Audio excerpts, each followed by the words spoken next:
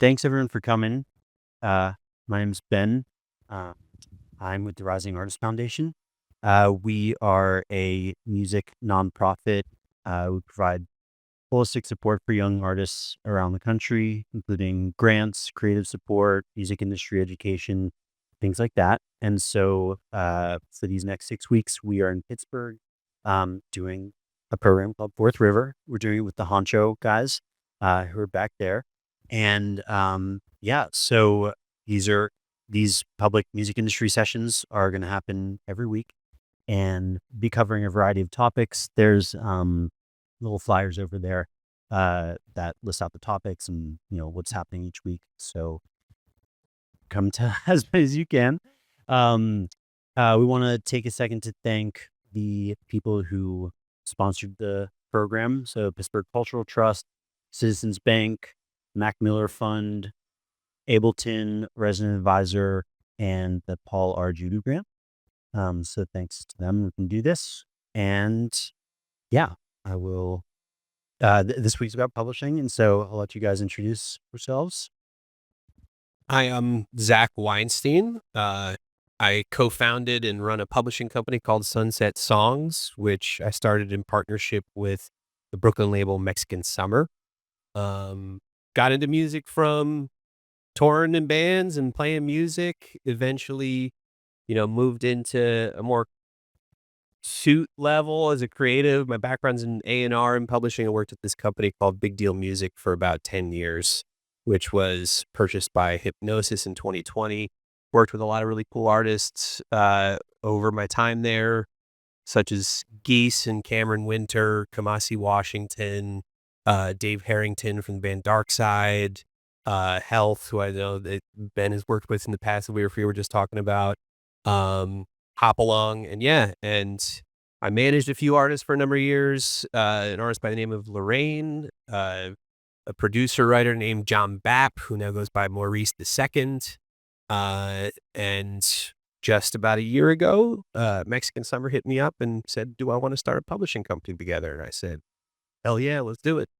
And now we're about a year in and got a lot of exciting signings coming up in the next 6 months. And yeah, that's about it.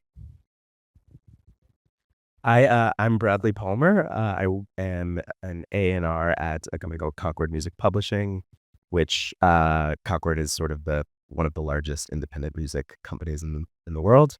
I have been at Concord for 6 years. Similarly, I come from a management background originally, and got into the music business sort of through that route to managing artists. And yeah, I work with writers, producers, and artists that range from A.G. Cook to OK Lou to Amare to Omar Apollo, and then producers who work across everything from Rosalia to Charlie to sort of more independent stuff like bands like Mount Kimby and things like that. So yeah. So we've collected some questions from the crowd earlier, and so we'll I guess the general sort of topics we're going to cover today range from just a sort of publishing 101 kind of basics, publishing splits, samples, licensing, things like that. And towards the end, we're going to try to steer it more into like very tangible takeaways that everyone who's kind of just getting going can action on afterwards. Registration, where to register, what things like that. And then at the end, we'll leave some time for question and answers. We're not here. So I guess let's start with just the very basics, laying out some terms. I guess we'll start with just what is publishing and how does it differ from masters. So let's talk about the intellectual property basics. Zach, do you want to start? Sure. So in music, as I'm sure, a lot of you guys have picked up, there's two separate parts of ownership in a singular piece of music. There's a recording, which is considered a physical single instance of ownership. And then there's the underlying composition, which is what publishers deal with. There are two, labels deal in recordings and publishers deal in intellectual property. a single recording can be used in a few ways. The composition can be used in a lot of different ways.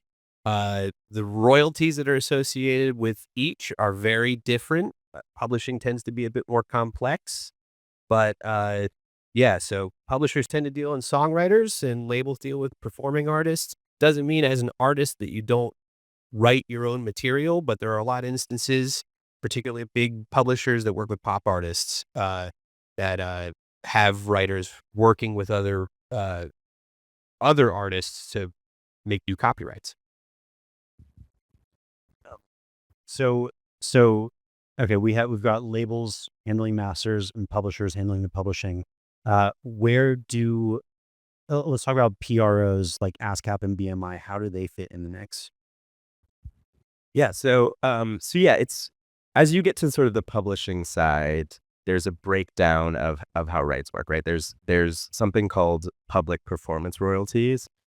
That's just basically any time a song is performed publicly. So if you hear it in a restaurant, or if you hear it in a restaurant, if you hear it at a concert, if it's playing on sort of like terrestrial radio, the PROs are are the organizations that look over that stuff, just because that business I almost said fucking. I didn't say fucking. That business is insane. Sorry, I'm trying not to curse. It's probably not going to happen. I'll do my best. But that's just like an insane amount of like organizational work. You know what I mean? It's like every restaurant has to essentially pay a license to be playing music in that restaurant. And so the PROs handle all public performance uses of music. What a publisher looks after is the parts of music that have to do with sort of what traditionally has been like the sale of music. So at one point it was vinyl, it was CDs. But it's encompassing of vinyl, it's encompassing of CDs, it's encompassing of streaming now, and that is handled by a publisher. And so the difference between those two organizations is basically that. I mean, everyone, even publishers, use PROs because they need someone to essentially be scanning every time music is performed publicly. But that's the sort of general breakdown of those two things. And can you talk about how publishers and PROs collect? Like, I mean, you mentioned that publishers handle the sale of music and PROs handle the public performance. Just super tangibly, that we had a question earlier about international collections and things like that. Can you give people like a glimpse into like how the types are? Yeah, totally. I mean, so I guess in its most basic sense, like the way that PROs are collecting often is blanket licenses. So what they'll do is essentially go to instead of going to every business and saying like, you're going to pay us this much money for the use of these songs. They're like, if you pay us a blanket fee, you can use any song that we represent. And so, and basically that, and the way that they do that sort of internationally is then they work with their PROs in every sort of territory. And so they'll partner with other PROs to handle that. But, yeah, essentially what they're doing is just saying like anything that we rep, if you pay us a blanket license, you're free to use. So concert venues will do this often because obviously touring artists are coming through every day. And so instead of being like every time, a certain artist comes through, they don't have to keep renegotiating. They're just like, oh, whatever the venue is has like a blanket license and can use any song that our PRO represents. On the publishing side, it's pretty it's pretty direct. So I think it's kind of easiest to think about it in relation to like sync music, which is just music sort of synchronized to film and TV and things like that. So every time that there is a specific song used in film and TV, there's a negotiation of what that song is going to cost for the use. And so I always think like publishers are kind of always like, that's the kind of easiest way to think about how publishers are licensing versus how like a PRO is licensing. Yeah, I guess this was another question that came up is like PROs tend to be like very, it's a very sort of cut and dry process. But publishing is sort of like not amorphous, but you guys touch a lot of different things and kind of help shape careers in a different way. Can you talk about like why publishing is so important and why your teams and just like, you know, how you help artists develop their careers and strategize and things like that? Yeah, for sure. Much to what Bradley said, collecting publishing royalties is a pain in the ass. There are millions upon millions of different revenue streams, platforms, across the entire globe that you have to be tracking. And when you have a physical recording that has particular metadata called an ISRC, it's a lot easier, particularly with the internet, to go and track every time that recording has been used. Intellectual property on the publishing side, the composition's a lot more complex, and there's a lot of different layers to it. So predominantly, the primary role of a publisher is to be able to streamline that process across the entire planet and make sure that you are collecting all of the royalties everywhere on the internet, in your neighborhood bar, at the venue, that you are due. And all the different players in it have their own calculations of how they pay those things out. Now, there's a second layer that Ben was getting at, is that there's a couple of different schools of music publishers in the business.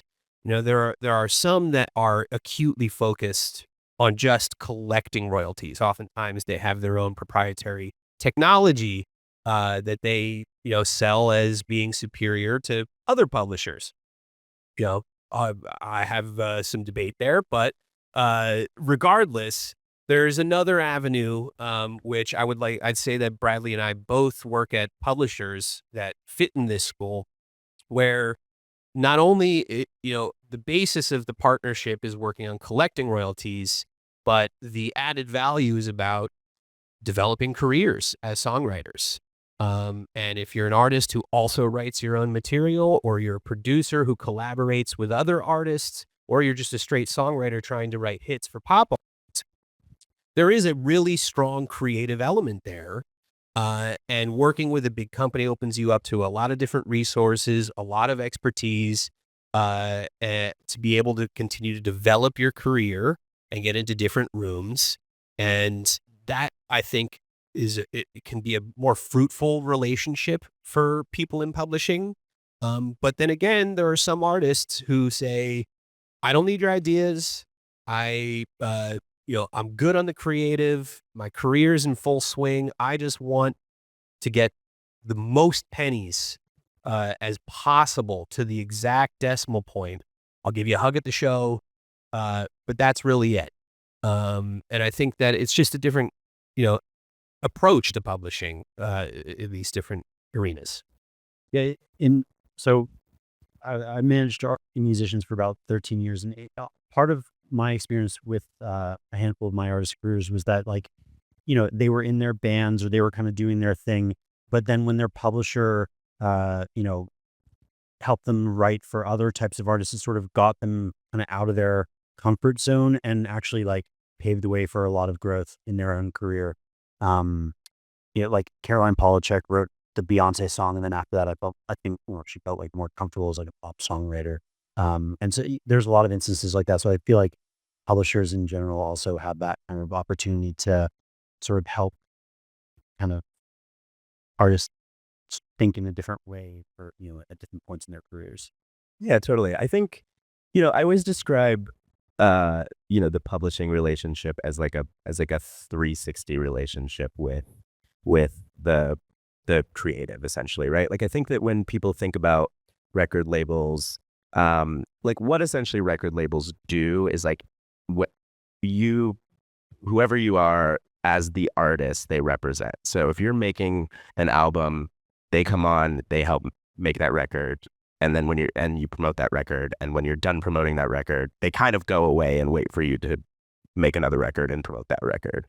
Whereas like as a publisher, as a music creator, our goal, or what we do is from a sort of creative development standpoint, from a creative partnership standpoint, is that we are there as like to represent you as a music creator in any way that you want to create music. And so if you're an artist and you're making music for yourself and you're releasing under an artist name or an artist project, we are there to help sort of in that process, in sort of partnering or maybe putting you with people to help write songs, putting you with producers, putting you with musicians, any of that stuff. And then, but also if you're sort of like, okay, I'm not working on an artist project, I'm writing music for other people, I want to write music for other people, we're there to connect those dots as well. And a lot of what our job is to sort of know the landscape of who is making records and who is, all of the creatives sort of in that ecosystem of music creation, and then being able to plug and play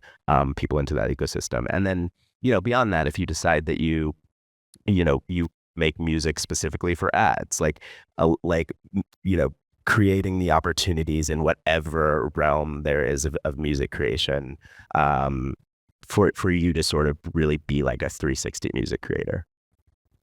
So a common question that's come up is, as an artist, when should I, when is the right time to talk to publishers, to sign a publishing deal? Like what, at what point does that relationship start?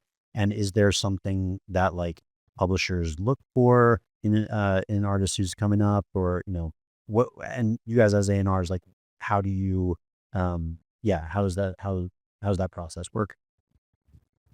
Yeah, what I'd say is, first and foremost, what I tell to a lot of, young artists and emerging artists and songwriters and producers is to first recognize, and you can look at the music business more broadly in this light, but it's essentially a banking system. That's what an advance is. An advance is a loan on your future income. How you choose a partner, or whether you're in a position or you're ready to take on a relationship like that, has a lot of factors. I think that in picking a partner, going to a publisher like Concord or like Sunset Songs, it's less about the masthead and more about the person that you're sitting across the table from, and whether or not they're going to go to bat for you. They're going to help you develop your career. They're going to open doors. They'll take your phone call at 11 o'clock at night. But the basis of the business is on collections. So I'd say first and foremost, recognizing that. And as for the timing of everything, I'd say, that depends on, what you're looking to do with your career as an artist or a songwriter, how you're trying to grow, the things that you're trying to do. And, I would say that, I'm always looking for songwriters and producers and artists that are prolific, that are always making things. And, there are no barriers to what allows them to continue making music, because ultimately, I think there's a saying in a lot of rooms, particularly in the pop universe, that sometimes you got to write 100 songs to get one hit. And I think that with the understanding that you can have a really valuable and collaborative partnership, it just depends on where you're at in your career and what you're looking to do. Yeah, I mean, I would say, I assume that everyone in this room lives in the Pittsburgh area, right? That's a fair assumption. Cool. Okay. Yeah, I mean, I would say that, like, I think people say this all the time, you know what I mean? But it's like kind of true, specifically if you're not sort of living in an LA or a New York or a Nashville, which is like publishers will find you. And that sounds like really annoying and like kind of unhelpful. But all I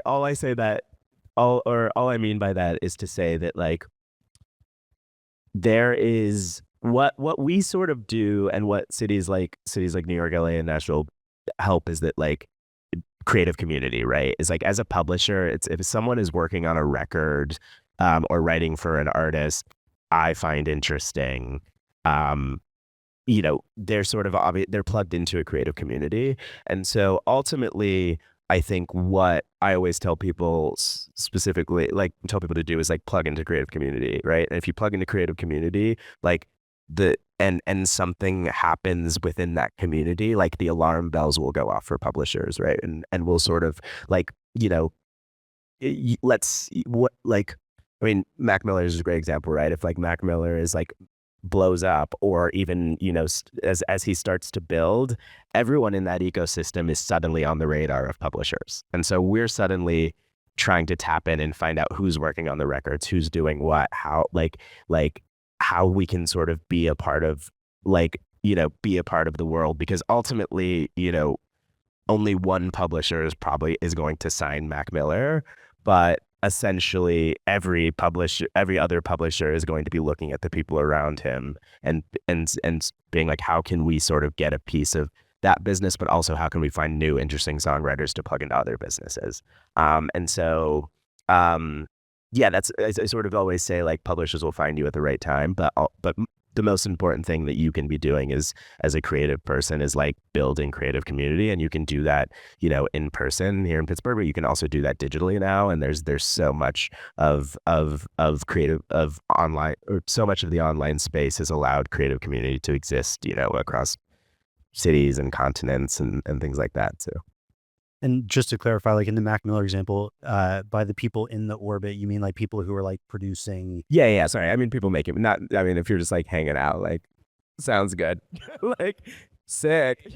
I mean, look, to be fair, there are people who have built songwriting careers by just being like the homie. Vibe. But they're vibe songwriters. Power to them. But I generally mean, like, from a publishing perspective, like, if I'm not signing the Mac Miller, like, I'm signing someone because I think either, they're going to continue to be a part of that world. And usually that means they have some sort of like, they're producing or they're writing and they're like in a meaningful way, but also that, I can sort of like, from a strategic standpoint, I can help build a career outside of that universe, because the person is talented and has like a sort of creative spirit that I can go and then, like, preach the gospel to the to the rest of the industry about.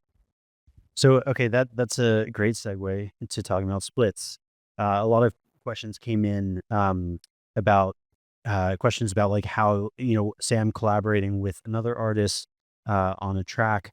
Like, how do we determine how the publishing gets divided up between us all?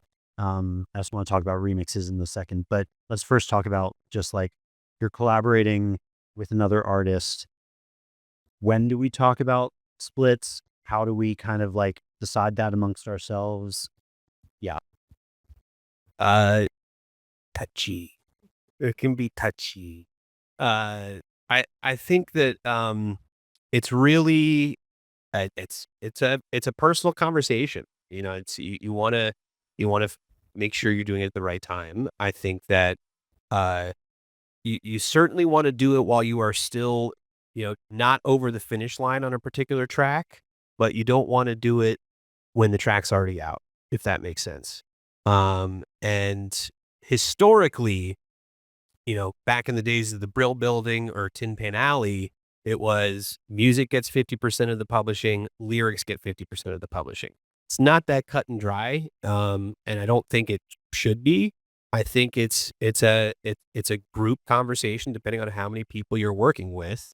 I would tend to say that lyrics and top line melody is worth 50% on its own, and then the other 50%, the music and the arrangement and the chord structures, it's another 50%. But I think it's a very personal conversation, but you want to make sure that you're being treated fairly for your work as early as possible.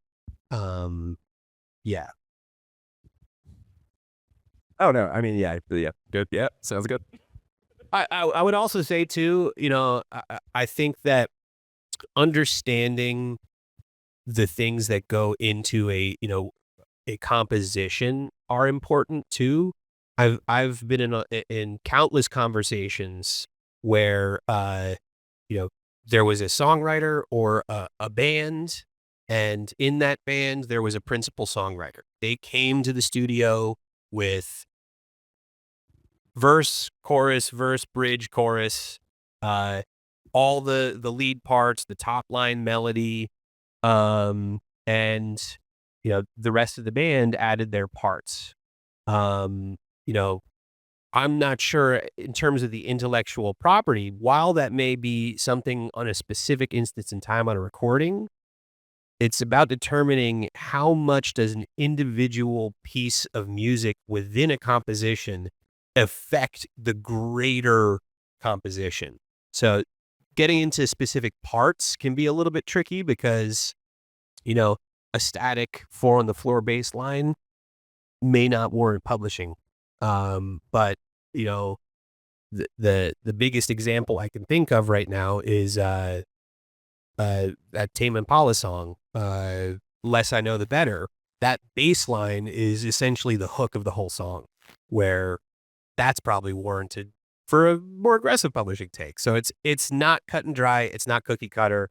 It dictates a conversation. Yeah, so the question comes up a lot, specifically around beats, right? And I think you're starting to touch on this, but one extremely outdated part of the intellectual property space in the U.S. is that it's just lyrics and melody and chord progressions. It's not rhythm that's copyrightable. I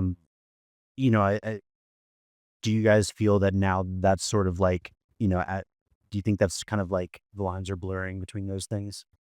Yeah, for sure. I mean, it's funny. I always fear sort of talking on when to talk about splits, or like when, what sort of fair splits encompass, because it's an ever moving target. Like, and it's moving by genre, right? I think that like in hip hop, there will be some person sort of, sitting in a room, in rural Sweden who made a beat and somehow got it to Kendrick Lamar's producer, and that beat will end up on, whatever Kendrick Lamar's doing. And then suddenly that person has a small percentage of the publishing. And so, and I think the barometer of like how much that affects the song versus how much it doesn't is kind of murky. I think, what was touched on is I'm always sort of just thinking about the song and how important anything is to the nature of that song, right? So there might be a song where the hook is just like a drum pattern or a drum beat, and that becomes the sort of nature of the song. I mean, like Kanye does this all the time, not to, but Kanye used to do this all the time, which is that there was the sort of nature of a lot of those, the hooks of a lot of the early stuff is drum programming. And there are a lot of, and now, like to this day, there are a lot of like really big producers who are essentially just drum programmers. I think a lot of what Soundwave, who's like Kendrick Lamar's main producer, like he's a drum programmer, like that's what he does. And essentially, always gets publishing on those songs. And so I think hip hop is the easy example because I think people think of the beat as like very crucial to that, to the sort of nature of that. But I do find that it's moving sort of into other genres as well. Where, beat making is a huge part of modern music, because modern music is a lot of modern music is very rhythmic driven. And so we find that conversation becomes a little murky. I think another thing to talk about, like, indie music is also really interesting, right? Because I think there used to be the idea that like you were the producer of indie music, but not the songwriter, and you would come in and you would just help a band like record what they already had. But that role has also changed. And so like, even if a band comes in with fully written songs, the nature of what you're doing in production might be to add textures and dynamics and sort of shift the sonic world of those songs. And at that point, there becomes a discussion of like, what you did crucial to what the songs are now? And so, yeah, it's like, it's a hard thing to talk about because it is such a moving target. But I do think that like what should always be in the back of everyone's mind is like, is this important to what the song is like? And if we removed it, would it change what the song was? Because that's kind of how we're like, as publishers, we're kind of negotiating it back and forth, and it will, again, it'll shift by genre, it'll shift by song, it'll shift by, honestly, sometimes it just shifts by the stature of how big a writer is. Sometimes like a writer could just be so crucial to a project that like anything they touch means that they get a piece of publishing. Don't love that, but like, that is at play. But I think that ultimately the important thing to think about is like, is what is happening crucial to the nature of the song? But that's also such a like slippery way to like think about it, because like I'm sure everybody considers their contribution to the song to be crucial to the song. Oh yeah, for sure. That's why I'm always like, I'm a little bit apprehensive to be like, again, to be like, what constitutes the split? Because I do think, I think that's like the easiest way. That's why traditionally the easiest way to think about it is like, if you stripped everything, would the song be the same on a guitar and like with the guitar and vocal? But technology and and the sort of like the development of like electronic technology and music and things like that means that like that no longer is the case. Whereas like when songs were being written, in the 1920s, like ultimately that was the barometer, but the barometer is just like ever shifting and ever moving. But you kind of know, I mean, like, look, if it's a 4 on the floor drum pattern, like you can't really get publishing on that because you're not the first person to do that. You know what I mean? So I always like, I'm like, if you didn't invent the 4 on the floor, so like you can't really claim it as crucial to a song, because it's like, it's not, I can't be like, oh, you made that and we can prove it. So but I think that like, if you've created something really interesting and dynamic and it's on a song and it's on the song, and I can point to you as being the person who made that very specific unique idea, then as a publisher I can go out and for like clients I have, it's like I can go out and argue that is crucial to the song. We have a great example is I work with a songwriter named Yuli, who is traditionally a strings player, and came up sort of doing strings on J. Cole records, and then Doja Cat records, and then did sort of the strings on SZA's Snooze. And like, some people would have argued that like, oh, she came in and played strings, but like as a publisher I could be like, oh, the unique perspective that she has and the unique strings parts that she's added to this song mean that like are crucial to the song and thus deserve publishing. But I also, someone could also like turn around and be like, fuck off, that's not true, and then we have to like we have to go back and forth about it. So it's sort of like a nebulous thing, but you want to be able to stand on the back of it being a unique idea that is crucial to the song. Yeah. It's a delicate conversation because you don't want to, diminish anybody's contribution. I think if you were to even simplify that even further and just think about, if I were to transcribe this song onto sheet music, how much of a particular part would affect it, how it would be played on sheet. And I think that, there's a good defense on either side. As a songwriter, or a band leader, you could feel that you wrote all the crucial elements. You wrote the lyrics, you wrote the melody, you wrote the chord structures. And on the other side of the coin, somebody else could say, yeah, but without that, guitar lead, that counter melody, the song wouldn't be the same. So I think it's not one size fits all at any point in time. And I think, and I agree, when it comes to, beat production and beat making and sequencing, it's about the sum total of a contract. So, I feel like getting the right snare sound, no. But if you're, going full stack on the programming, and that is the main driver and the main focal point for half the song, absolutely. So we got a few questions about specific. Yeah. Oh wait, can I say one more thing? Yeah. Okay.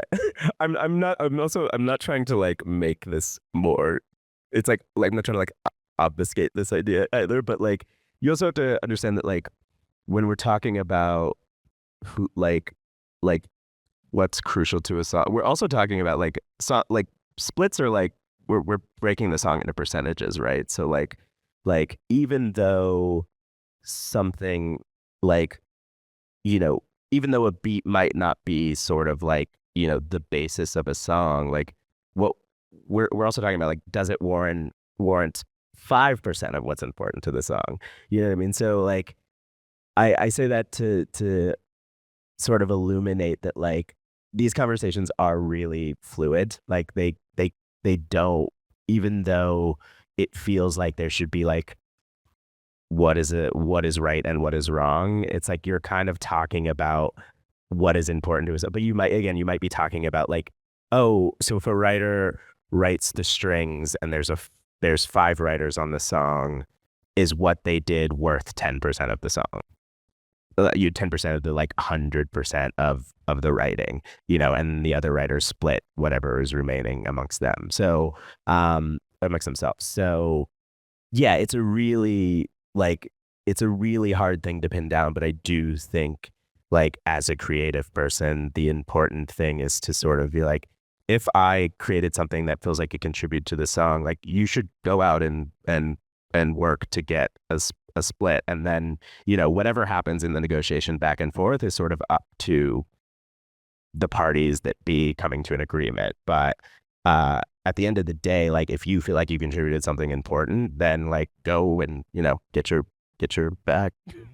Yeah, it's important to start the conversation early, and there is definitely a history of abuse when it comes to publishing splits. You brought up the Kanye example, but notorious for having 20 producers and writers in a studio at a time throughout his whole career. You know, working on beats, working on melodies, working on structures, and when the song was finished, routinely saying, you know, granted, it's dependent on how you view the argument, song wouldn't be the same if I weren't Kanye. You know, your contribution is because I'm Kanye. And you want to have those conversations early and often when it feels right. But yeah, it's a very tactile human conversation that you want to have with your collaborators. So we got some questions about splits around remixes. You know, I feel like in the past, remixes were just viewed as like a marketing asset, and the remixer got a flat fee, didn't get any of the cuts of master publishing. But I feel like that's changed in the last handful of years. To me, it's always warranted because the remixer is writing parts and is doing, you know, there is inherently writing to that remix. But what are your conversations like around splits, particularly when it comes to remixes? Yeah, I mean, like people will always attempt to not give the remixer writing credit. That's just the basis. Like everyone is always going to be like, well, it's just a remix, you know what I mean? Which I also disagree with. What's that? It's fucked. Yeah, it's fucked. But like people will always be like, wait, well, what do you mean? It's just a remake. Like the song is already written. Like there's no, which I think is a fucked conversation to have. I think that like, I'll jump to the master side really quickly. I think on the master side, I think as a remixer, you should always try to get a piece of the master because you essentially created what is a new recording. And so people will also try to fuck you on that side. But I do think that like, it's important to always be like, you know, I think a really standard thing to ask for is like 1% of the new composition. And so I think always go for that because people like, it's a lot more common to get that. I think on the publishing side, again, it kind of comes down to a conversation of like how much the nature of the song has changed. In my opinion, always fight for it. Again, it goes back to like, I think if you think that you did something is unique and interesting to changing the nature of the original composition, you should fight for it and like let the cards fall in negotiation. Because I do think that it is. I think there's. I mean, obviously, we've seen instances where like this is. Am I cutting out? Is that me? Okay, cool. In which remixes have changed the nature of a song, or or skyrocketed a song. I think Lana Del Rey's "Summertime Sadness" was really skylighted by like a Robin Schulz remix of all things, and skyrocketed by a remix of all things. So I think that and in that case, it's like, I mean, I don't know what the deal looked like, but ultimately, like, if you're Robin Schulz and you have 0% of the publishing on that song, you're kind of fucked because you created a global pop star. So like, you like, so at that point, like, I think that there is a really, like when it gets to the point of that success, everyone's going to come sort of asking for publishing, which I think goes back to what we were talking about earlier, which is you should attempt to get it early, and you should always ask for it, because like all that anyone is going to say is no. Yeah, when I've negotiated like a remix deal in the past, I'll say the rate, and I'll say, okay, there's going to be a range of publishing we'll be asking for, like that needs to be on the table. And so obviously, we don't know how the remix is going to turn out. We don't know if the remixer is just going to throw a four to the floor, beat under it, or if they're going to create something totally new out of it. But like, it needs to be part of the conversation when you're, negotiating any terms ahead of time. Just even if it's like, okay, that's going to be part of it later, just putting it on the table. Yeah, I feel like if you zoom out remix culture in a commercial sense, certainly in terms of streaming and radio, is still something relatively new in pushing economic needs in music. It's been around for a long time, but only in the last 20, 30 years had people started seeking out remixes, and it become a bit more of within the zeitgeist of music at large. And I think that there's a lot of different leverage points to be working with, whether it's a remix fee or it's producer points. When I was still managing Lorraine, just because remix culture and remix is much more of of again in the zeitgeist. We thought it fair to just come out on the front and be like, baseline 15% of publishing. You are transforming a composition. The underlying composition, depends on the splits of the original, but because you're transforming it, that's what we would offer to start. And then there's all the other fees associated with that. I will say it's a lot harder to do a remix and then try and approach somebody for a split, as opposed to being commissioned for a remix and asking for a split too. Also, one thing that I feel like should be, stated here is that, like, while we've been using examples of like bigger names where, there's a lot of money at stake and everyone knows that, like, okay, this is getting, X amount of millions of streams, inevitably or whatever. Like, a lot of times, like, these conversations are still super important to have, ahead of time. Also, just because you never know what's going to pop up and like what's going to get big. And a lot of the tricky situations that I've dealt with, particularly with my artists and their publishing, came about because like they were just a random person on the internet, and a song that they never thought would have blown up blew up, and there were 4 people who worked on it, and they never had any of these conversations, and then everyone's just left being like, okay, now there's actually money on the table. We didn't anticipate that. We have to figure this out. So like, I want to put this in perspective of like, we're talking about big names, but this, you never know, especially today when like you never know what's going to pop up on TikTok or whatever. Like it should happen at people who are just starting out as well. Yeah, totally. I think it's important to just be sort of smart about your business as early as you can be smart about your business, right? Like I say this like every time I sort of sit in one of these seats and talk to people. I'm like, I have no idea what I'm like in terms of like what is gonna be like the next wave of music or what's gonna pop off. I don't have any fucking clue. You know what I mean? Like, I don't know. I make educated guesses, and like I am lucky to have made the right guess, enough times to have a job. But like, I think at the end of the day, like the world is such that like I can't possibly know about the corner of every culture or what's happening in every city or what's bubbling up, in Toledo. Like I just won't ever know that stuff. You know what I mean? But like when something happens, like it's important, like as a creative person, to be protected, because ultimately, like once something happens, then the visibility becomes like tenfold, right? And if the ability becomes tenfold and the stakes are higher and the money's higher, that's when everyone starts to get fucked. You know what I mean? Because everyone is suddenly like chasing a dragon and no one wants to give up a piece of that dragon.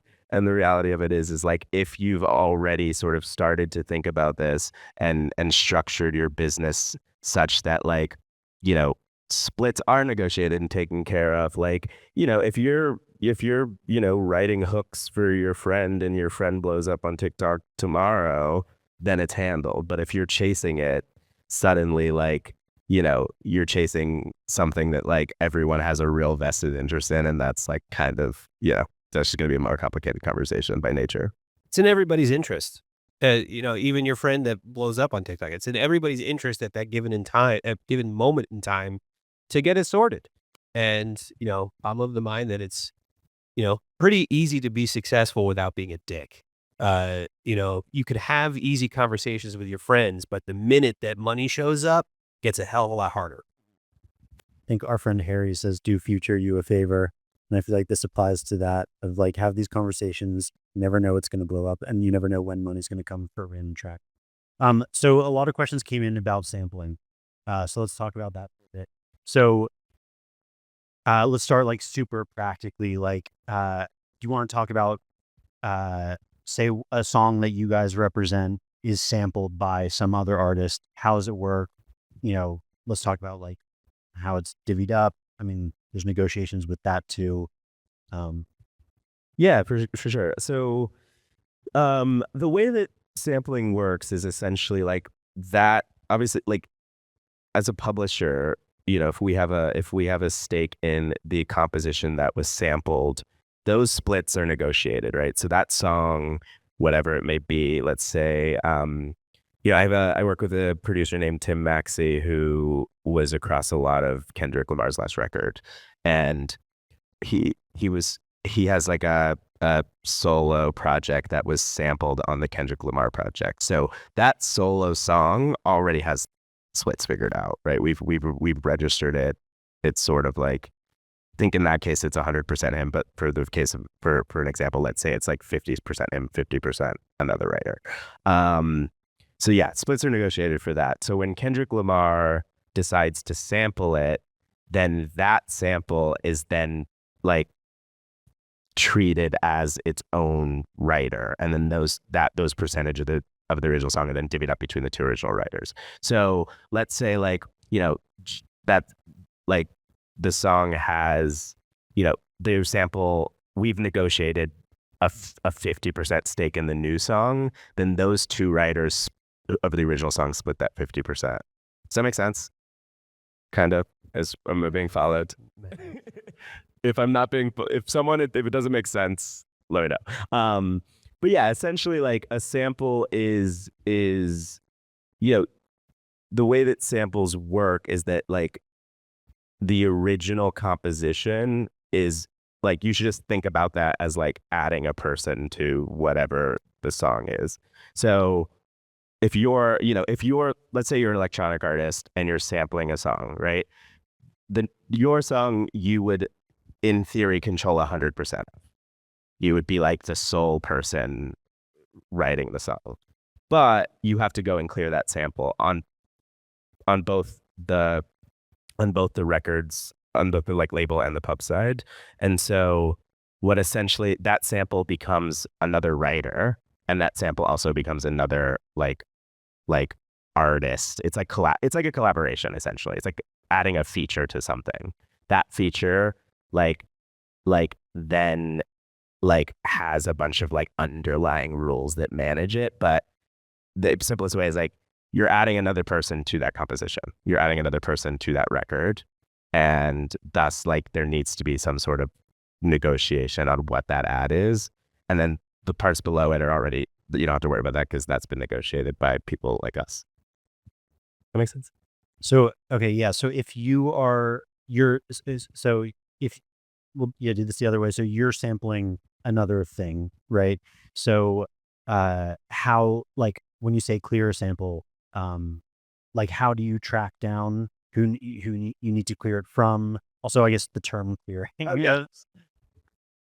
Yes. So how do you, so clearing just basically means like getting approval to use the work from the person who is the representative of that composition. I'm trying to think of something that was sampled recently that might help. Recent, I honestly Or anything. I mostly have interpolations going in my head. Okay, gotcha. Okay. So so basically it's just to like get permission to use the work. Because if you don't get permission, then technically you've broken copyright law and you can be sued. Or told to take it down, right? So or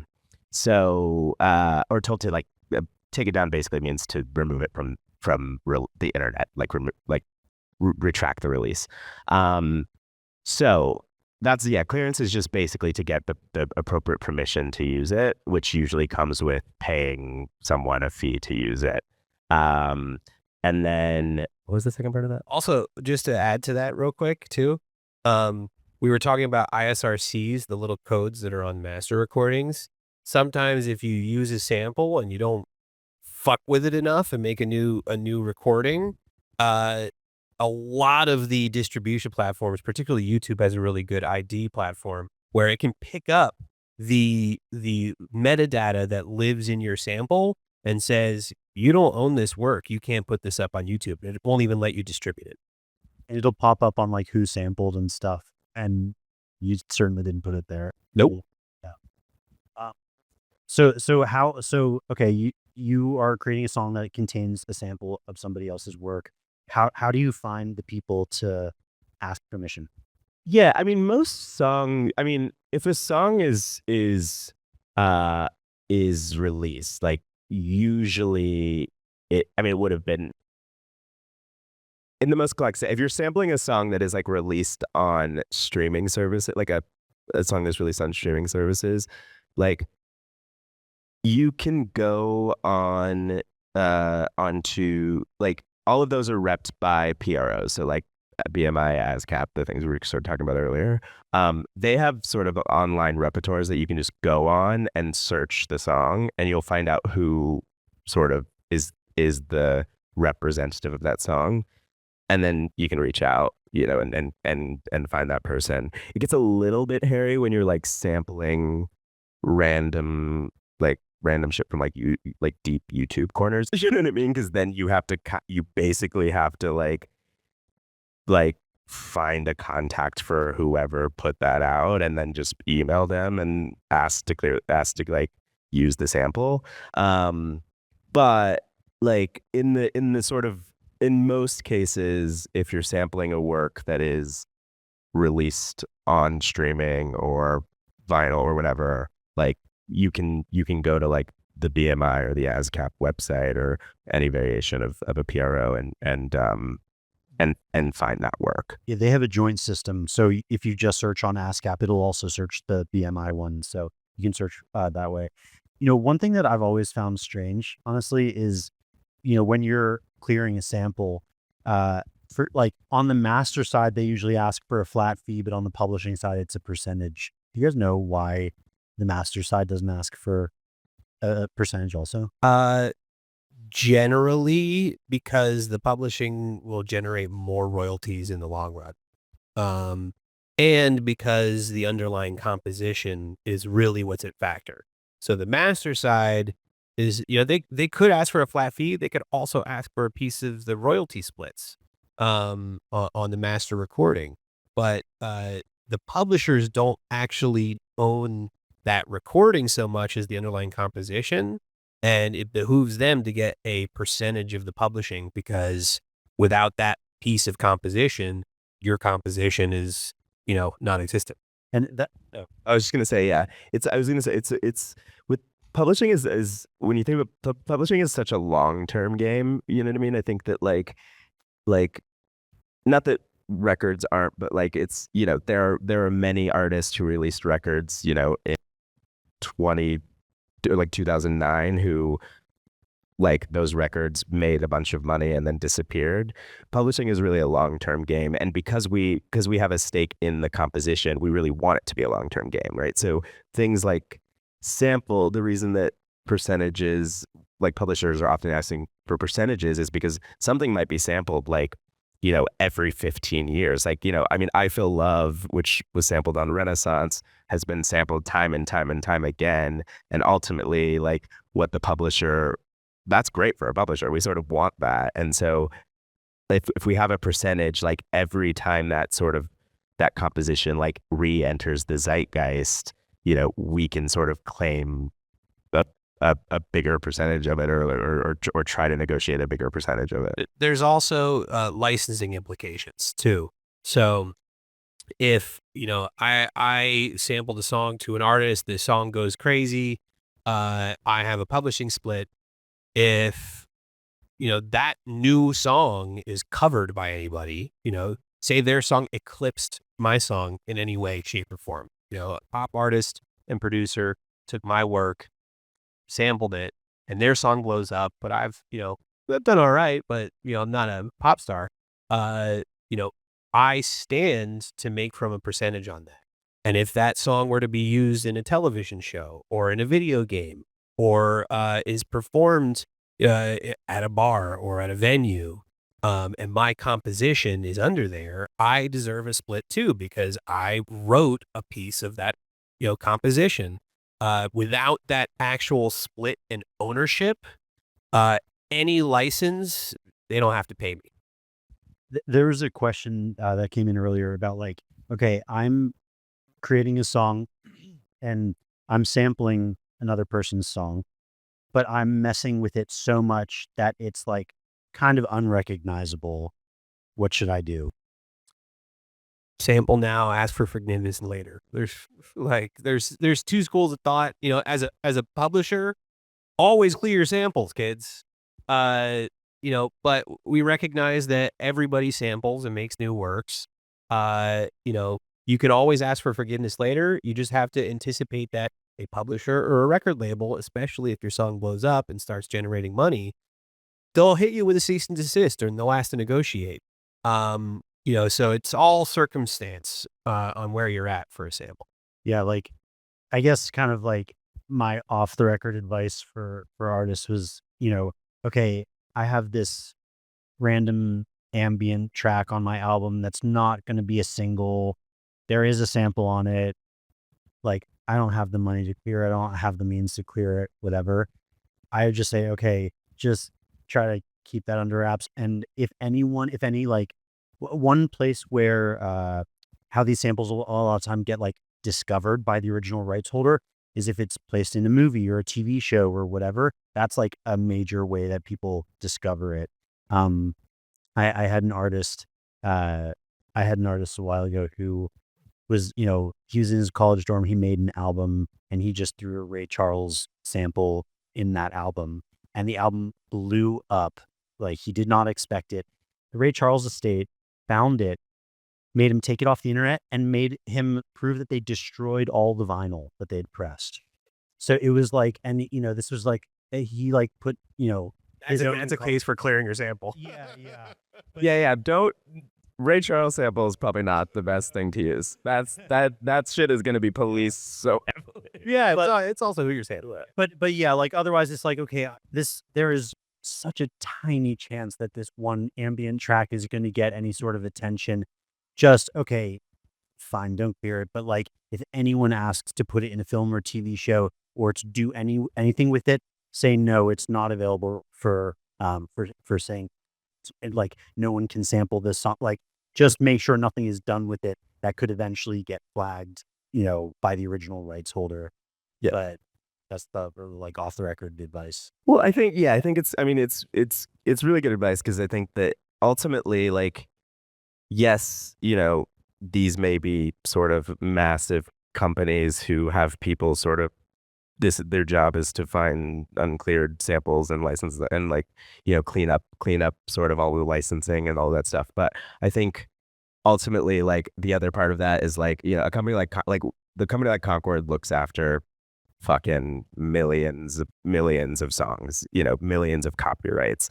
And ultimately, like it's just impossible to find everything online, which, like, as an artist, sampling like is great for you because you can sort of like never repeat that I said this because as a publisher, it's probably yeah, but I do think, as an artist, it's like, yeah, like, sample freely and do your thing, but know that someone can come knocking, and ultimately, like, know that, like, yeah, if something happens where, like, the visibility of your song rises, like, it will alert, like, people who are searching for this shit easily, I'm also of a mind. Granted, I run a boutique publisher, and that is far smaller than Concord. But I did used to work at one that was similar. But I've always been of the mind that I make it clear to everybody that I work with, producers, writers, and even that we don't work with, please feel free to sample our music. And in some instances, I've made long playlists of music that we represented and sent it to producers and writers, being like, sample our music. Because at the end of the day, now I'm starting the conversation about sampling. If they happen to find something in there that they like and they actually do use, then we all stand to benefit, and it's starting that conversation earlier. It's the same as the publishing splits. I think that with a catalog as iconic as Ray Charles, you might have a more difficult time. But again, it depends on how you have the conversation. All right, so we've talked about like licensing. Let's talk a little bit more about syncs and licensing. Synchronization license, we define that. But also let's talk there were some questions about, okay, I have licensed my song to another entity who is performing it in a live performance or in a TV show or whatever. How do you enforce, or how do you handle that conversation and that follow through when you are licensing your song to another thing? Also including like public credits or social media, that all came up too. Put it in writing.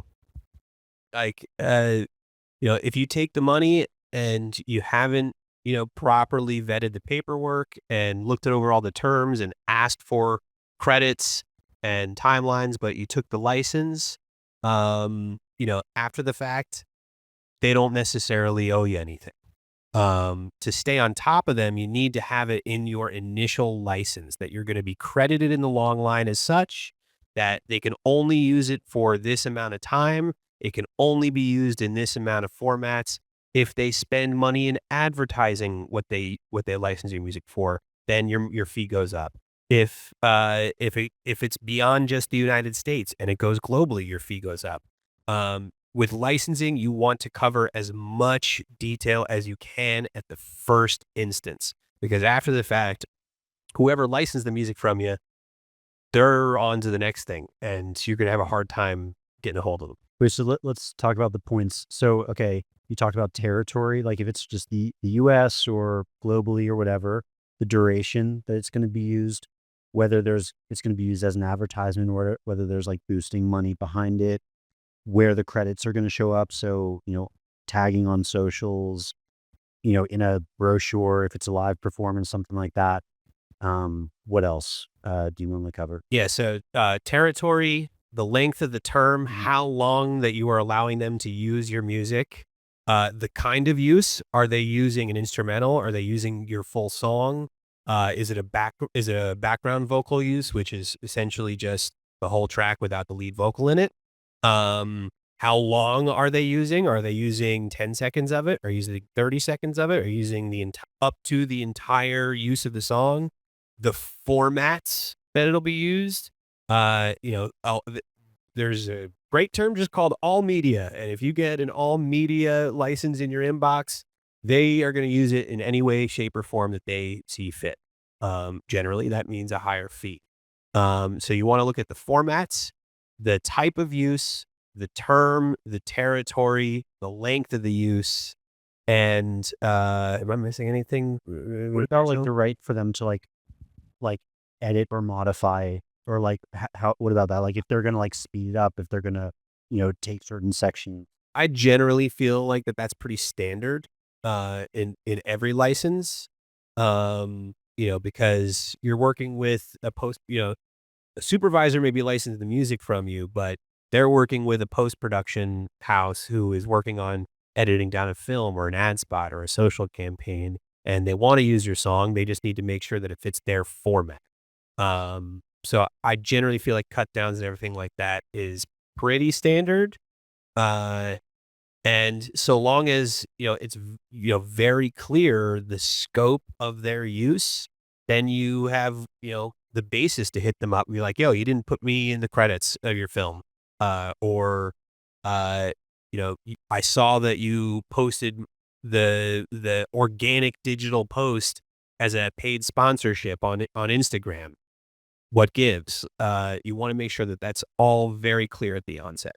And how, so say that they break that agreement, you as an independent musician, what do you do? You can send a very polite but terse email first and ask them to kindly fix the issue if they don't respond or anything like that. If you have legal counsel or publishing help or a record label, you can have them send a letter, a takedown notice until it's resolved. Depending on the kind of license that you approved and paperwork that you signed, that's the basis. And then it's just reaching out to the people that you negotiated the license with. Okay, so we've got 5 minutes before we'll jump into a Q&A. So I want to just go into very like tangible things that everybody should do in terms of like registrations, I guess like organize, all the splits that you need to keep track of, things like that. So let's first talk about like where everybody needs to register their song. So actually, one question: do either of you is there any difference between ASCAP and BMI, like in terms of how they operate? They're basically the same, except one is for profit and one is nonprofit. And I is can't new. answer what that means. Yeah. BMI is very recently turned into a for-profit company. So whatever they take off the top for their services of collecting royalties, that's going right into their pockets. ASCAP still remains a nonprofit, meaning that they have a specific dollar amount or percentage amount that they keep every year, and the rest goes distributed to everybody that works with ASCAP. I was going to say for your purposes, they're basically the same. We prefer ASCAP. Yeah.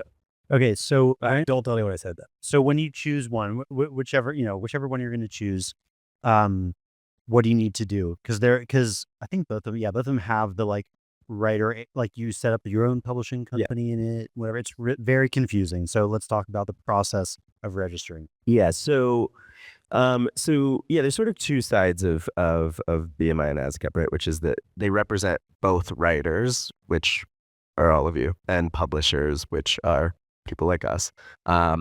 Because there are two sides of the way that they collect, and so I think all that is important is that like you have to everyone is sort of like, you register as a writer. That's like an easy thing to know to do once you're sort of like signed up, like you register your songs as a writer. If you don't have a publisher, you are your own publisher. So what that means is that there's this side of income that only publishers can collect. And the way to get access to that side of income is to just sort of register as your own publisher and then what happens is essentially when the time comes to sign a publishing deal, the publisher will then become the sort of person who collects on that side and then pays through to you through the way that your publishing deal structured. Yeah, this is very confusing, but let's like. I'm gonna So when in all of the different types of royalties that are kind of floating around, right? We, earlier on we said like, okay, publishers collect, streaming royalties, album sale, whatever, all this kind, and PROs collect this kind. But within the royalties that PROs collect, there is still a part of it that goes over to a publisher. Yeah. So when you are registering with the PROs, you have to register as a writer, and this is why you also have to register as your own publisher in it to collect 100% of the money that PROs are paying through for your song. Yeah.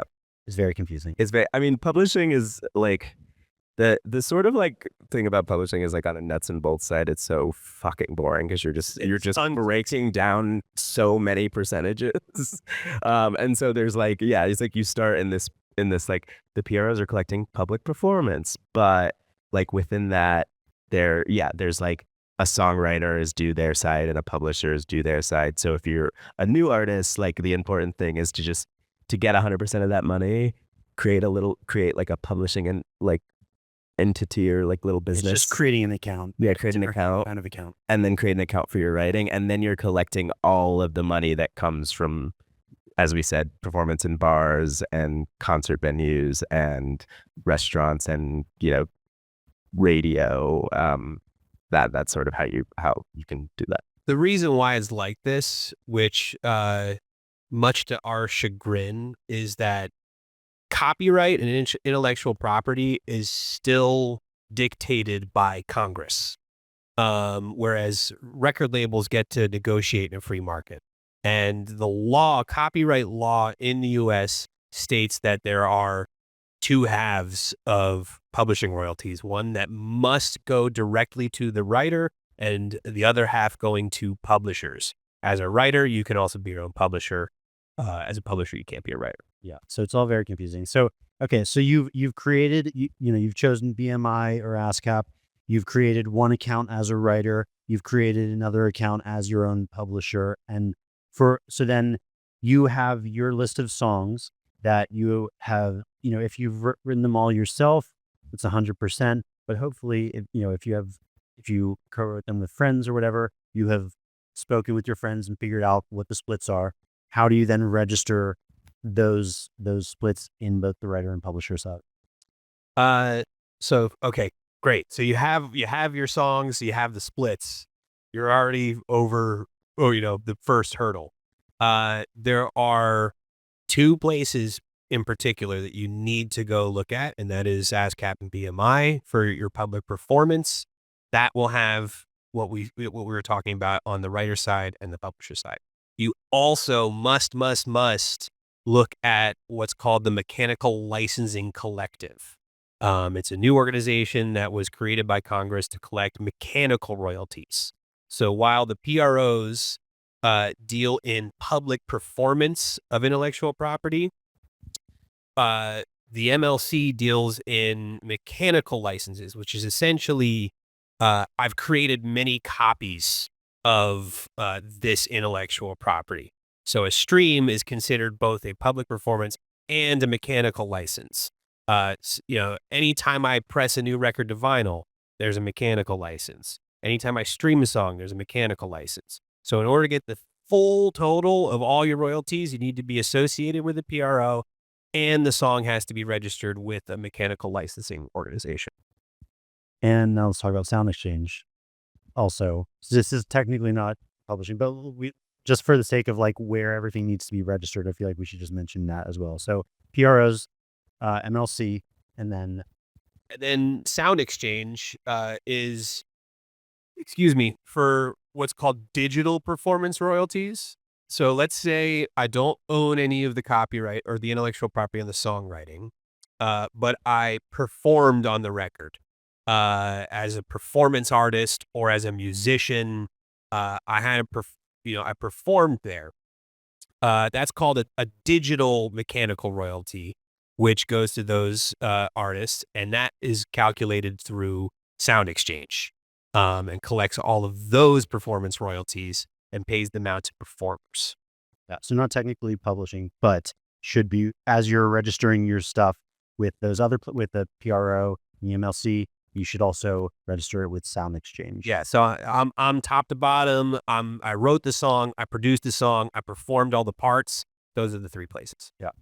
And then last thing is, what are some resources online that inevitably there are always publishing questions that come up because it's very confusing and because of all, these congressional, rulings that have come up over the last century, like everything's divided into like crazy ways. Where online, can a musician go to like find just basic explanations and information about anything publishing related? I would, for more comprehensive, detailed information, I would look at either the AIMP, which is the Association of Independent Music Publishers, or the NMPA, which is the National Music Publishers Association. They're basically lobbyist groups that help us fight the streaming companies in court. They have lots of resources, to be honest. And I was also going to suggest you can go directly to the PROs, the MLC, and SoundExchange and do all of those elements yourselves, or you can go to a third party in the same way that you may use TuneCore or DistroKid to put your songs up on streaming services. There are services out there that'll handle all that for you, like SongTrust. I have a lot of feelings about SongTrust, which I will not share. They're not good.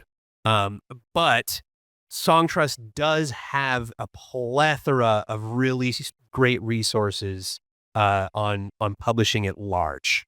And I do like a lot of their FAQs on their website. What do you think? Yeah, I also think so. If you register for a PRO, there are those are fully staffed companies, and there are people sort of at those companies who are waiting for inquiries from artists and writers, and whose sole job is it to handle those inquiries. We sort of often in publishing, we sort of talk about the PROs as the first line of the music industry, because they're essentially A&R people who are hired to help all of you at the very, very beginning. And so when you register for a PRO, or if you're registered for a PRO, find a contact of those people and reach out and ask them any questions, because really that's what they're there for. And often, it's I often tell people too, who if you're sort of interested in songwriting, outside, for other people, they're a really great resource, because they're constantly, have initiatives for new and early songwriters to plug into their sort of ecosystem, because essentially they rep the newest of newest songwriters, and they rep Taylor Swift, and so they're on that journey from the very, very beginning, and they never sort of leave that journey. And there are people whose job it is to really, really be sort of the grassroots for new artists. So if you, I don't really know I think their contacts are usually, you can find their contacts online and reach out. Usually find a representative inquiry. Yep. And strike up a relationship with them. They're great resources. They know all the publishers and players. They know lots of other artists and writers. There are A&R type creatives there that work on helping. It's definitely a first line of defense. And then one other book recommendation that I always tell people is a book called All You Need to Know About the Music Business by Donald Passman. That's kind of the only, it's very easy to read, very comprehensive, and it explains everything. So the Fourth River grantees will all be getting a copy this week, actually, but everyone should check out that book, All You Need to Know About the Music Business by Donald Passman. And it is a really crucial guide to have around, because it answers all these questions whenever you need it. It's great. And it gets updated every 2 years, because everything changes every day. I'll say, for risk of sounding like a boomer, I still reference that book all the time. I have all the time. Cool. Okay, so we can take some questions. I know there was one question over there before, but if anyone else has questions.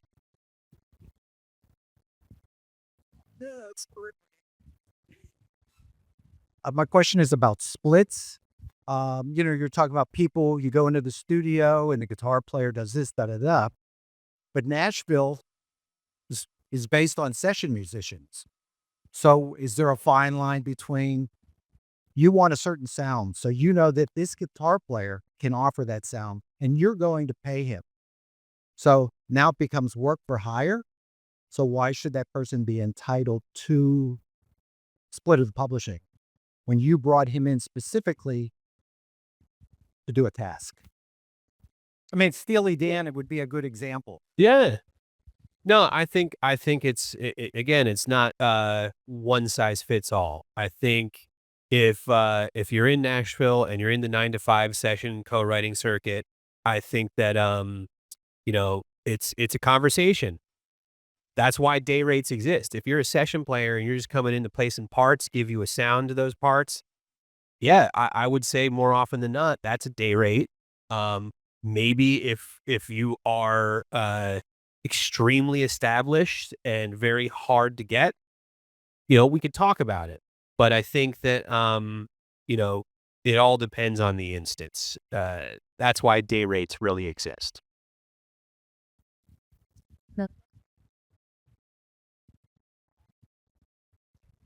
Hi. I feel like I have so many questions. I don't know why I'm choosing this one, but I think it's because I'm a petty bitch.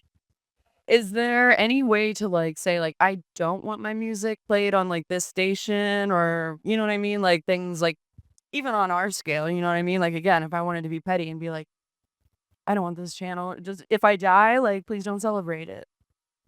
Please don't play my track on this station. You know what I mean? Yeah, sure. Yeah. I mean, so in terms of, it's a bit complicated question because in terms of as a publisher, we definitely have clients specifically with sync, which is this sort of licensing for film and television, and advertisement stuff. We have clients who are I don't do cigarette brands, so don't license my music to cigarette brands. No NRA. Yeah, no NRA license it, that kind of stuff, which is which essentially because we control because those are sort of direct licenses. And by that, I just mean because it's the NRA has to literally come to us and be like, we want to use this song. We can say absolutely not because our client doesn't want their song there. But for blanket licensings, we have no control of it, right? So it's if there's if there's a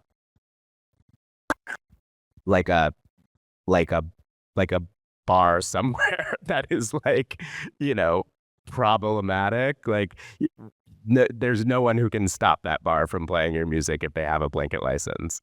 Does that make sense? What if I'm not? This is my microphone voice. What if I'm not represented by somebody? It's just me and I'm controlling my own rights. When you put your stuff onto BMI or whatever, make that account, does that automatically mean they could get a blanket license without asking you?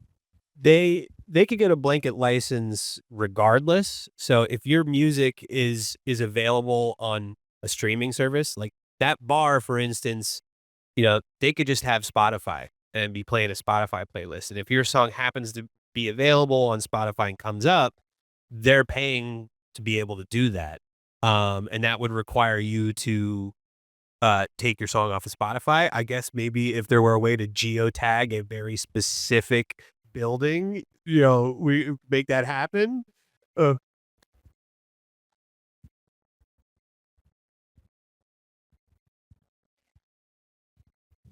No. It's a really good question. Yeah.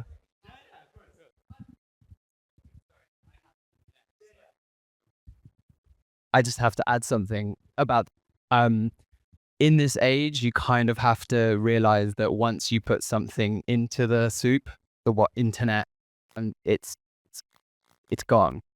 And I'm just trying to be real here. It's kind of depressing, but you cannot control it. And that's why I always say to people they forget that the internet, like everything you put into the internet could be refracted through this like chrysalis, and it could either come out with like rainbow colors or like turd. So I know so like I have a song that now just I can't control. There's hundreds of edits and I can't stop them. And you just have to, unfortunately, like in this age of just like feeding the machine and like digital debris, you just actually have to be quite conscious about what you're throwing into that pile, because like it is out there forever. And I know that sounds really depressing, but like and like you just.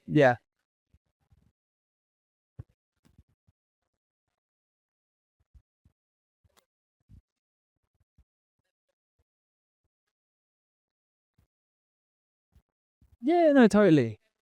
No, I get that.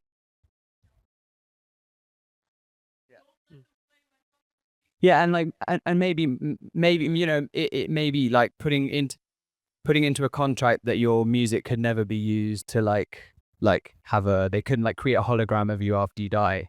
But like we're in such a like weird gray area right now that it's really hard to know where the line is, and the line is often pushed and pulled. I get it. Yeah. It used to be a lot. Person. It used to be a lot easier specifically with radio, because it was a lot more about personal relationships with each station. At a record label or a publisher, they knew the music director at all these places, and they can call them up and say, fuck you, don't play that song.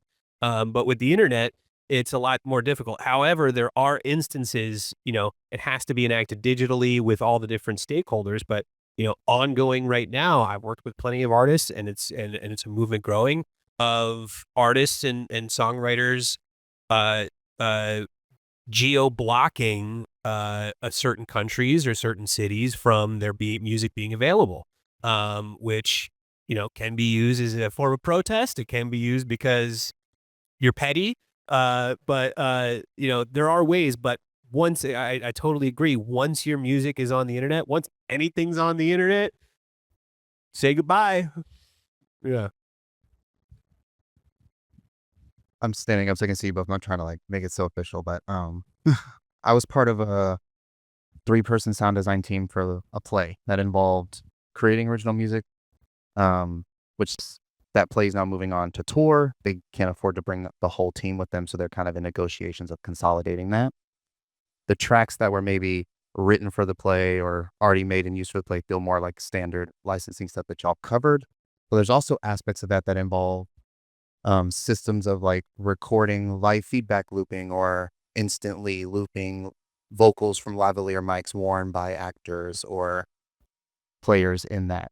And they're kind of starting to talk about negotiating other people executing kind of those systems that me and my partner developed to execute that process, which feels maybe more like arrangement, or I don't guess it's more of a hyper specific question of what that means in like negotiating licensing, like concepts of creating those sonic worlds. I don't know if that makes sense, what I'm asking. Well, and to me, that kind of sounds like live performance, which can't be copywritten. So the aspects of like, even though, you know, you've created, I guess, like the parameter, or like you've created sort of the parameters of the live performance to some degree, like the performance will never be replicable and thus like can't be copywritten. Does that make sense?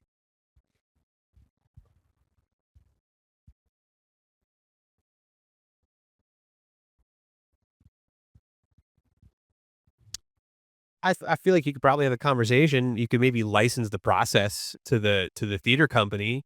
But as far as the actual intellectual property of the composition, unless it's recorded and then exploited and put out, it's not copyrightable because it's just being performed. I would say if I was putting on my like music manager hat, I would like just like try to negotiate a fee. You know what I mean? Like that's going to be much easier to like negotiate, like being like a fee of being like, I came on as the sort of like, you know, the sort of like musical director or whatever of this part of the show. And then, even if it goes on and tours without you, then you've essentially, like, in the same way that there might be like a lighting director and like a lighting operator, like you've become the musical director, and there might be someone who is like music operator. Like that's what I would say, because I feel like, yeah, I think it would be hard to sort of like, license it in the sort of like composition sense or publishing sense. Yeah, I used to work with this producer at Big Deal by the name of Dave Sidick. He played in a band called TV on the Radio. He produced a lot of really cool records. And he did a great installation at, I want to say it was Mass Mocha. It sounds like it was similar concept where he made an infinite composition with his plethora of modular synths that would essentially change infinitely depending on how people interacted with the room, and depending on how people interacted with the room would affect the light, and how the light was affected would affect the composition that was being put out. And it's a really gray area, and it's more so seen as performance. So I would say, and it toured, so it moved to different locations. But I'd say, yeah, that's on the front end fee, or maybe a license to continue to use the process. I'll stand also so I can see everybody. I'll try to make this might be like a soup of a question, and you can just kind of Let's go. go where seems helpful. But basically, like, I've self-released like a huge amount of stuff on Bandcamp. I was putting it on streaming for a while. We're talking like hundreds of tracks, and they're like played, I guess, most frequently by DJs. But I'm kind of curious about one, sort of like what opportunities there are for like taking a like body of work like that and trying to turn it into more of a viable income stream. And then also, like, I guess, like, when people stream things off of Bandcamp, how does that, like, is that tied into this ecosystem at all? And yeah, I think that's mostly just sort of like what, how someone releasing like very independently up to this point can sort of like make use of some of this whole like system, I guess. Thanks. Sure. I like the soup. I'd say that first, Bandcamp does participate in the broader publishing ecosystem. If you're streaming music on Bandcamp, they still have to pay those royalties as a company to the organizations that collect on his behalf. And if you are buying music, a mechanical royalty needs to be paid. Generally, if you're independent and you're just selling your own music on Bandcamp, they'll take care of that for you, as part of the fees that they take out for using their service. As far as, releasing a ton of it and having DJs perform your music, I would say reach out to them, see if there's a way to make it official, to make an official release of it, and to try and see what it can do.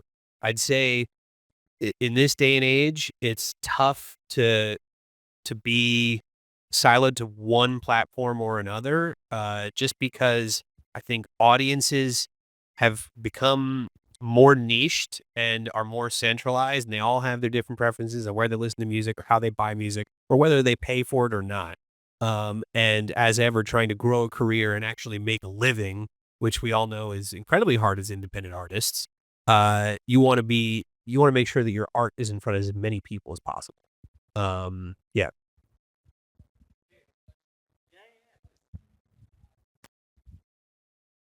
It's also like the system really rewards, like, DJs buy your track for £1. They then they play it out for like the year and basically are getting paid ludicrous amounts of money.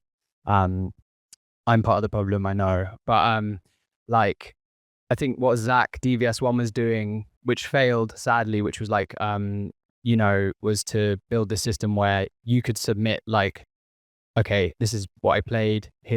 I'm going to donate a bit of my fee, and then that will get distributed to the artists. But like DJs should have, like, there's a responsibility for DJs to submit regular track lists of what they're playing. So I submit like a playlist to the PRS like once or twice, but like as many times as I can remember, right? Which is, the PRS is like the British PRO, right? Okay. I'm like, okay, this is a minefield of like tripping up. But effectively, whenever I submit a playlist, it's just all my like best friends, especially the ones who I know aren't earning much money. You know, like I don't need to be putting like Blawan in my list, even though he's like a really good friend of mine. Like I need to be putting my friend who can't pay rent, you know? So if you can just submit your playlists as often as possible, because it's all like, it's such a cumulative thing, like earning money from music, and like there's so many ways that's like a leaky bucket, like, and it's not fun at all, and it's really like yeah, it's very cryptic, but like if you can get on top of like every little bit, then you can stand to like, yeah. And it's also sometimes just making a decision, like I'm going to give this person a small cut of this and let them work on my behalf. And it's like really important to find someone you know who literally shares your values, has your back. Like I have a manager who I've been working with for 14 years. I trust him implicitly, and I just know that this stuff kills my creative buzz. And so you just got to find someone who like can take that load off you and just make peace with the fact that 20% of whatever you earn will go to them, but you're probably going to make, a good person will get an extra 20% in all the like little holes that it's fallen out. If that makes any sense. Oh yeah. Just find the right people. And if you are truly creative, this isn't going to be fun for you. So just find someone who can like really like do it for you and register your track list. Yeah, I was going to say, like, I think that, you know, the main point, I think, for you, if people are sort of using your stuff, is just to make sure that it's registered properly, right? Because, like, ultimately, like, as I said, it's like there's so many holes in this business, you know what I mean? It's like there's just so many blind spots, which sucks, but it also is just the nature of, like a lot of the, like, what it would take to, like, collect on all of this stuff and make sure that everyone is playing ball, what is just impossible. So make sure it's registered, and make sure it's like, you know, it's all accounted for. Because like, yeah, like it's also like, you know, the PROs are kind of different in the US versus like PRS, and the way that like touring in the US works is like everyone you have to submit set list, and every venue pays based on those set list. Whereas like it's not quite like that in the US. So there's no way of like, you know, it's like a little bit sort of like the Wild West and kind of like mob rules, but like, you know, like mafia rules, but like that's kind of like, it is like if you're registered and correctly, like you can hope that at least that you're taken care of somewhat, you know, because again, as you said, it's like if you're registered with the PROs in the US, like at least you're getting some portion of the blanket licenses from the venues and the venues the DJs are playing in, and some point of like the royalties that they're collecting, like some portion of it is coming to you. Is it all that you're due? Probably not, but like, you know, some is better than none, I think, in this situation. I think we have one more question, but I just want to flag that the 5th session is going to be on streaming, and we're going to have a representative from YouTube Music and the senior editorial director from Bandcamp. So like, come with all those questions. Hey, this is actually a quick tip. I'm going to save you $50 if you register with ASCAP. Very important to register as a writer and a publisher at the same time. If you tack on publishing after the fact, like I did, you'll owe them $50. And you would think as a musician, I'm not a publisher, I'm not pressing these records, but you are. Even if you don't use that and you work with another publishing entity, protect yourself and do that, because that is how people, you'll hear it a lot in like hip hop industry, like lose their publishing to their agents, because you're like, I'm not a publisher. You are. Make sure you do them both at the same time. You'll spend $50 needlessly. Just wanted to send that tip out there. And if anybody locally ever needs to navigate this labyrinth, I've gone through it, just let me know. That's it. Oh, another question behind me. Hi. Thanks, everyone. So, for just as the context for an independent musician who releases music on independent labels and is already registered with BMI. Sorry, ASCAP. What are your thoughts on platforms like Submit Hub? Are they worth it? Are they scams? Is it paying for exposure? Are there any better platforms, or would that be addressed at the next workshop? With the goal submitting to who with the goal of what? If I can ask a follow up. So as a platform such as like Submit Hub or um playlists, I mean, is that just something that's, paying for exposure? If you're already registered as a writer and a publisher and you're an independent artist focused also on physical media, just wanted some thoughts on that. I think that there's some value there. I think if the goal is getting the attention of stakeholders like other labels, other publishers, and growing business that way, I think go back to something that Bradley said earlier is that generally they'll find you. I think that in terms of playlisting, and working the algorithms, crucial. I'd say that every platform has their own best practices, which is a pain in the ass. And I would say that if you really want to give yourself a best shot on every single platform, do everything that every single individual platform asks of you. Because they're incentivized by keeping you on their platform, making sure that other people see their platform, making sure that you're sharing their playlist and not somebody else's playlist. And whatever they're asking of you, and if you're an independent artist, and I think to your point earlier too, helping, if you want to find somebody to help you through all that stuff, that's crucial. I personally have never used Submit Hub, as a manager or otherwise. Yeah. I mean, I think like, a lot of that stuff that like, is being sold as like discovery stuff. I think like sometimes it works, but like ultimately, like the reality of it is like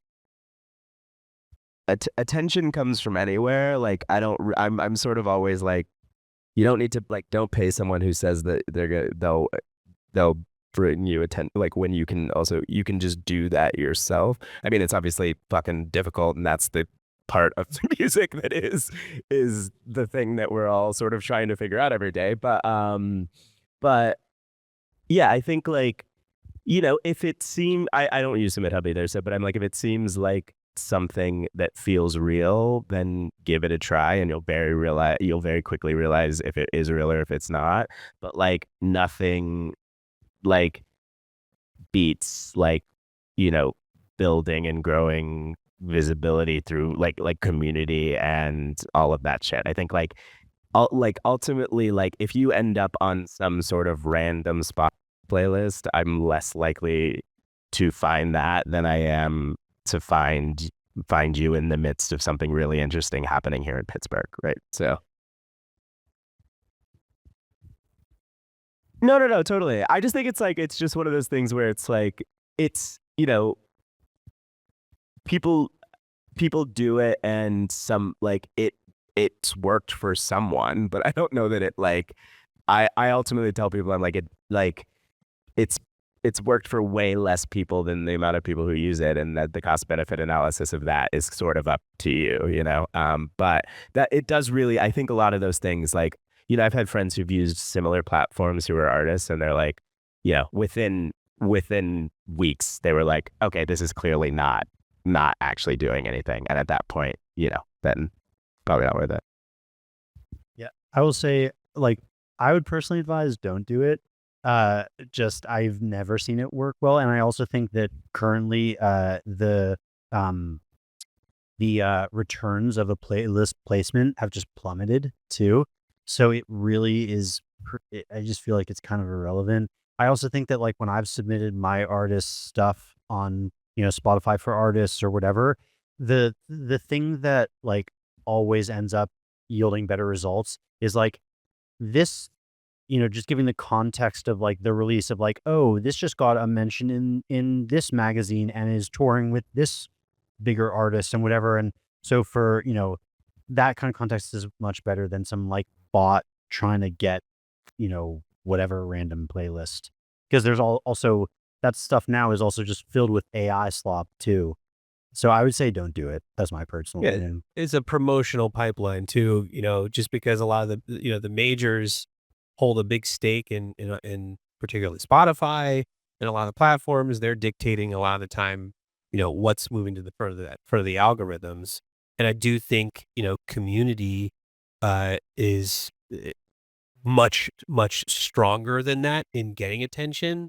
I can give you an example, that from what Bradley was describing.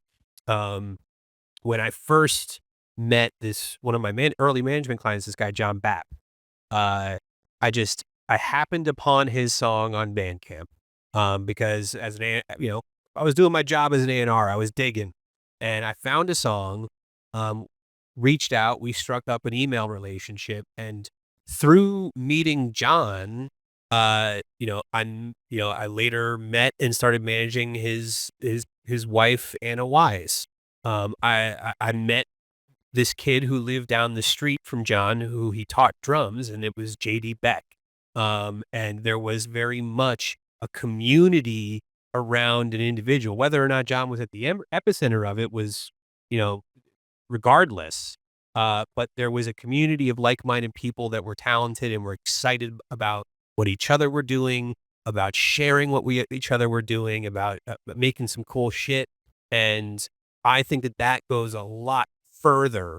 There's whole businesses that have been built off it, like Brain Feeder, or Making Time. I think the most long-term, stable, successful, and creatively fulfilling avenues to get notoriety is through your community and building upon it. Shout out, Honcho. Another question over here. Hey there. Wanted to know some thoughts and advice about If you are self-releasing music and trying to get it sampled. I know you mentioned that you have artists that you would, especially from a publishing perspective, like you would send their music to producers to encourage them to sample. I know I've had examples of, friends, people I know making the ambient music. They do a deal with either a publisher or a label, and they've got a rapper to like sample and then clear their music. Just some advice from that perspective. If you're like, hey, I have the self-released album, I would love for somebody to come and sample it. But like, how do I market that? How do I talk to people about doing that kind of thing? Yeah, I'd say, when I was still at Big Deal Music, and this was prior to it getting purchased, we were working on developing, a platform on our website that led to our catalog. Plenty of publishers have song libraries, which is generally filled with sync music that, cheap, easy, clear stuff specifically for TV.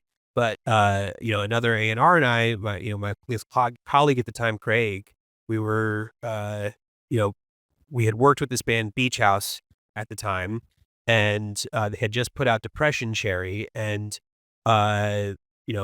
Kendrick had sampled it, and it was going nuts. And we were just like, this is great. It's great for Beach House. It's great for Kendrick. How can we repeat this? They were excited to clear it with Kendrick because who wouldn't be? And so we came up with this idea. Why don't we just make our whole catalog? We'll talk to individual artists, producers, writers, and just get them to be okay. Like, hey, would you be okay if, anyone would sample your work? Of course, we'll come to you for approval. So we were building a platform on our website to just make that and send it to our producers that we work with, tell them to send it to their friends, and just say, hey, have at it. Send us back what you do, if you do. And there were some returns with it. Ultimately, samples like that tend to happen organically. But I would just say, send everything to, again, start with your community and then go outward, broaden from there and just say, hey, I hope you like my music. Feel free to sample it. I'd love to hear what you would do with it. Yeah, totally. I think, just to reiterate, I think it goes back to community, whether in person or digital or the community that you build. Like, I've had so many producers build careers off of like sending people shit on Instagram. You know what I mean? Like a really great example is we work with used to work with a producer named Jasper Harris, who like was just like relentless about sending like piano loops to producers on Instagram, and then he went on to write like to build a producer career and like have a #1 hit with like Tate McRae's Greedy. But like it all started because he was just some like college kid like sending shit to people on Instagram. So I think that's the best way. I mean, I think if you're like, some people like love the sort of like Beatport game, if like, which I don't love because I think it's complicated and confusing, but I think that like realistically, like it's like if you sort of are in like, music at its core, like despite all of the sort of business shit behind it, is like just a bunch of people who like love music and want to like build community. And ultimately, like I find that like from a standpoint of like as an A&R person, it's like the better you can be a community builder, like the easier it is to like navigate all of this like this sort of shit that feels sort of like, whoa, crazy, the industry. And it's like, but at the core of it, like, are people who have just like built amazing community and have risen through the system because of that. So yeah, that's kind of my advice, is like reach out to people, if there's people whose music you like and you're just like, I fucking love your music and I would love for you to have some of my music if you ever want to sample it, like, it's Instagram DM away. Are there another question? I think this will be the last one, and just know that everyone's gonna be hanging around to hang out afterwards. Oh, okay. One, is this on the last question? Like on that? Oh, okay. We'll take the question first, and then Harry will have closing remarks. Hello, I have another like performance licensing specific situation. Is there any reason to not register with ASCAP for BMI? I mainly ask this because right now we negotiate our own performance licensing. And it might be as simple as like a college student being like, can I use this for my thesis? To the point where like we had a 3-year licensing contract that we negotiated with Alvin Ailey or New York City Ballet that might make us more income than if like then being registered with a more bigger entity, being a more kind of experimental marginal artist that might not be making them a lot of money. This is, I don't know if I said it in the right way, but like, No, I sort of get what you're getting at. I think you should always register with the PROs. That is dictated by law. So like, or like the what is paid out on that side is dictated by law. So you wouldn't even be able to like what you're negotiating is separate from that. It's okay, a different thing. okay, Yeah, for like live performance. yeah. So like what you're negotiating is like, you're negotiating what essentially like a publisher would be negotiating. Yeah. So at your stage, it's like you should still register on the PRO side, Right. because that is going to take care of income that you can't collect otherwise. And then what you're sort of negotiating, yeah, you can continue to negotiate unless like I guess a publisher comes in and sort of handles that side of it. Great. Thank you. Yeah, of course. Running this over to Harry. Sampling? Fair. I'll beat you. Great. I have a lot of opinions on sampling, and I'm not going to bore you with them, but I'm interested. If you weren't in the jobs you were, would you still be recommending everyone to sample? Because obviously you have a vested interest in the works being used, right? Like Mount Kimby is a friend of mine. I know Chance the Rapper used theirs. It's like ask now, like use it and then like use it later. I feel like it's just also worth saying to people, like, really think about whether or not like you need to use a sample, because it can, like, I guess like Bittersweet Symphony by The Verve, like they had to basically give the entire everything to the Rolling Stones for that sample, right?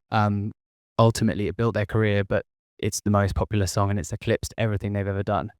So I guess I'm just saying, like, do you sometimes just like think about whether you need to use the sample? Could you recreate the sample? Because if you recreate a sample, then it's not like you're going to not be paying master, you're just going to be paying publishing, right? Because it's a performance.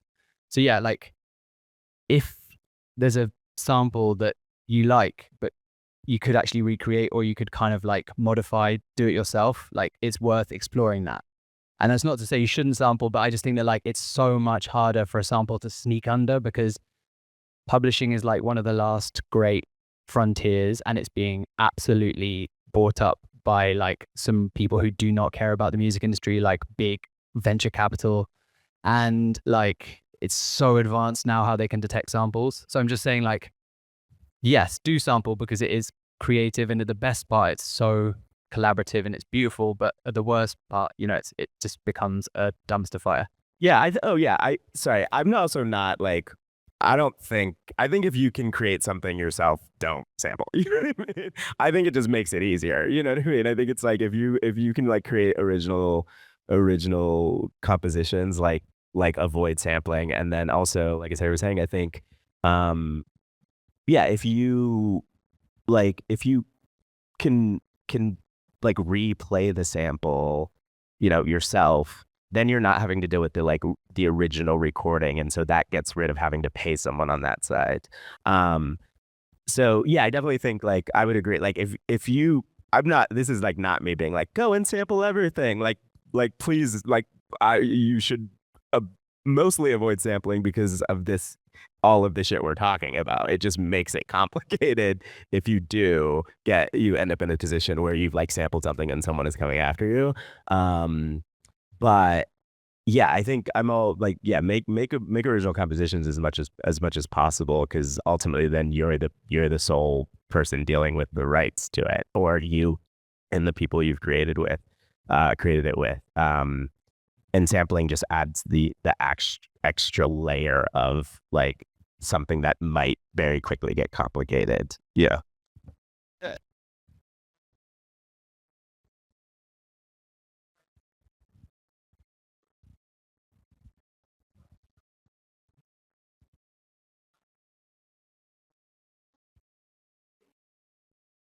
Yeah, I mean, yeah, I had to deal with that with a Portishead sample that obviously they sampled someone else, but it's just like this endless maze and just nightmare of figuring out what's been like.